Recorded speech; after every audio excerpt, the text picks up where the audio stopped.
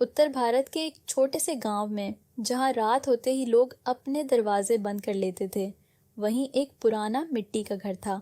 उस घर में रहती थी सबकी दादी माँ, सफेद बाल, झुर्रियों भरा चेहरा और आंखें ऐसी जैसे उन्होंने कुछ ऐसा देखा हो जो किसी इंसान को नहीं देखना चाहिए।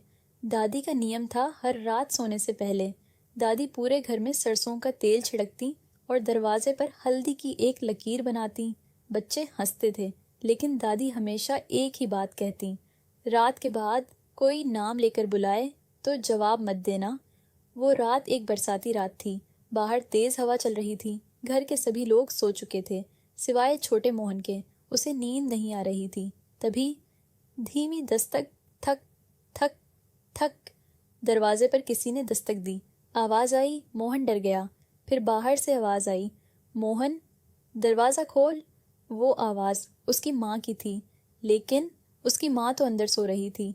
दूसरी दस्तक, फिर वही आवाज, इस बार और धीमी, बेटा जल्दी दरवाजा खोल।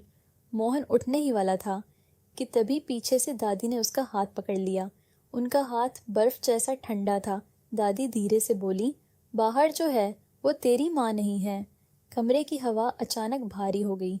दादी ने खिड़की की दरार से बाहर देखा और उनका चेहरा सफेद पड़ गया।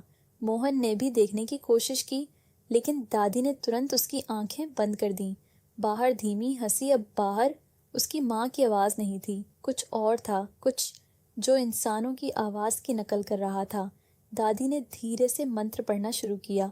बाहर अचानक तेज खरोंचने की आवाज आने लगी, जैसे कोई दरवाजा नोच रहा हो। अचानक पूरे घर में एक भयानक चीख गूंजी, इतनी डरावनी कि मोहन के कान सुन्न हो गए। और फिर सब शांत।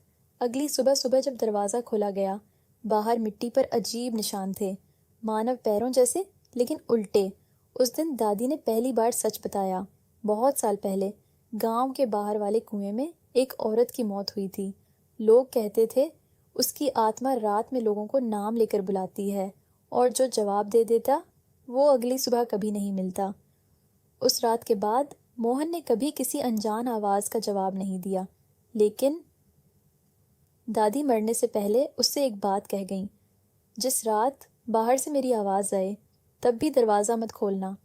धीमी दस्तक प्लस फुसफुसाहट, मोहन दरवाजा खोल।